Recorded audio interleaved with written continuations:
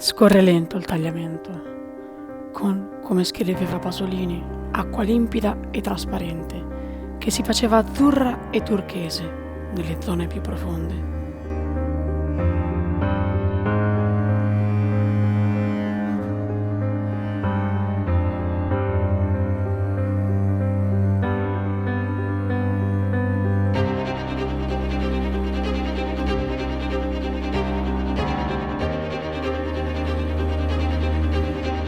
Il tagliamento, fiume sacro per i friulani, fiume invidiato e studiato da tutto il resto del mondo.